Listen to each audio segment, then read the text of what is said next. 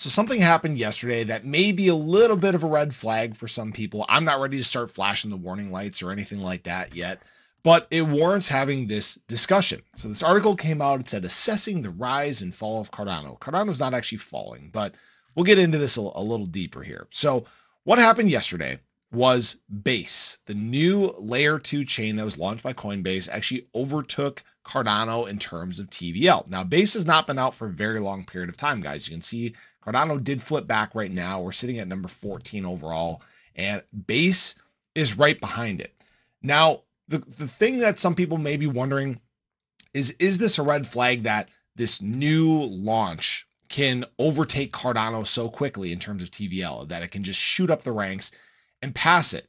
And I don't necessarily think that's the case. Now, obviously, Cardano TVL has been doing well. And what you need to know is TVL is not the only metric that shows what's actually going on within the ecosystem. Right now, we're still at essentially an all-time high in terms of TVL. So there's actual, use happening on the Cardano network.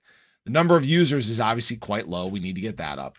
But the reason why I don't think that this is a big deal that Base did in fact pass it is they're two very different scenarios. Okay, when we look at where each one came from, let me go back to chains here. When we look at where each one came from, right? Base is essentially a subsidiary. It's not a subsidiary, but it is of Coinbase. Okay, so what you're essentially having is this spillover from Coinbase into this new layer 2 supposedly decentralized chain, right?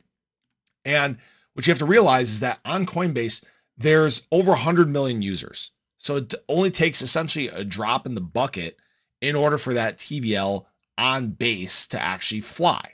Not to mention, because it's a layer 2, it's easily able to be moved over from that ecosystem. What Cardano is doing is it's very different. It's building from the ground up, totally different, what's it called? Signature. Everything's different, right? It's its own entity, right? Everybody else is kind of in the echo chamber, and Cardano's not necessarily isolated, but it's doing its own thing. It's following its own path. So it takes more time to get people onto that same path, if you understand what I'm saying. Not only that, but we know that Cardano right now is not going to thrive. It's not going to do it during these times. But where it should do it is when there's insane traffic on the network. When Ethereum is just, just exploding in terms of transactions, when fees are insane, right? That's when people are going to be looking for those solutions. When you have huge numbers of people from outside the space flowing into the crypto ecosystem, that's where Cardano should thrive. So I'm talking, late 2024 into 2025. That's where we should see insane growth in terms of Cardano. Okay, the chain itself. I'm not talking about ADA the coin.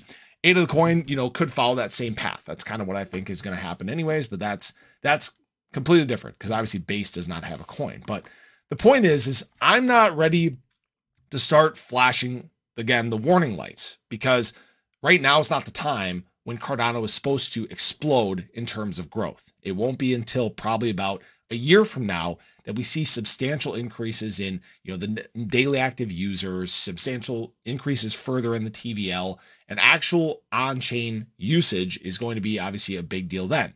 If we get to late 2025, height of the bull market cycle, we start to correct into a bear market, and we didn't make substantial strides forward, okay, then that's the time that we should probably start having some very real conversations. But I thought I'd share that with you guys. Just obviously wanted to give you guys my take on that. So appreciate you. Hope you enjoyed the video. Show your support below, and I'll catch you guys in the next one. Take care.